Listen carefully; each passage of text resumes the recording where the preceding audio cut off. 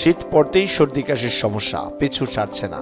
শীত পড়ার মুখে সর্দি কাশি খুব কমন। শরীরের রোগ প্রতিরোধ ক্ষমতা দুর্বল হলে ভাইরাস দ্রুত আক্রমণ করে। যদিও শীত পড়ার মুখে হওয়া জ্বর সর্দি এক সপ্তাহের মধ্যেই সেরে যায়, কিন্তু অনেকে গোটা শীত জুড়ে সর্দি কাশিতে ভোগেন।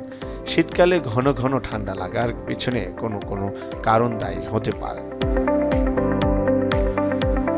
জেনে রাখুন, ভিটামিন ডি এর ঘাটতি। শীতকালে সূর্যের আলো খুব কম সময়ের জন্য থাকে।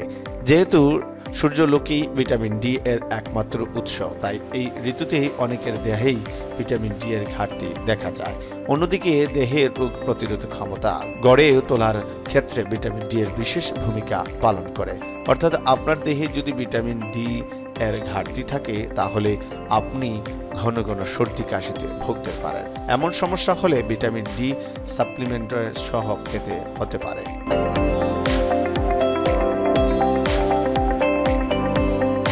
আয়রনের ঘাটতি। দেহে আয়রনের ঘাটতি থাকলে হিমোগ্লোবিনের মাত্রা কমে যায়, তখনই রক্ত স্বল্পতার সমস্যা দেখা দেয়। এর জেরেও আপনি ঘন ঘন সর্দি কাশিতে ভুগতে পারেন।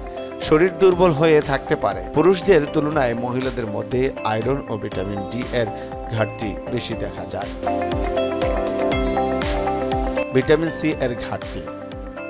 ভিটামিন ডি আয়রনের পাশাপাশি দেহে যদি ভিটামিন সি এর ঘাটতি থাকে ভাইরাল সংক্রমণের ভুগতে পারেন। ভিটামিন সি এর ঘাটতি থাকলে নানাবিধ সংক্রমণ, জ্বর, সর্দি, ত্বকের সমস্যা দেখা দিতে পারে। রোগ প্রতিরোধ ক্ষমতা দুর্বল। শরীরের ইমিউনিটি দুর্বল হলে সহজে হানা দেবে রোগ বালাই। দেহের রোগ প্রতিরোধের ক্ষমতা দুর্বল হলে ঘন ঘন সর্দি কাশিতে ভুগতে পারেন। এছাড়াও পেটের সংক্রমণ, ঘুমের সমস্যা ও আরও নানা রোগ দেখা দিতে পারে।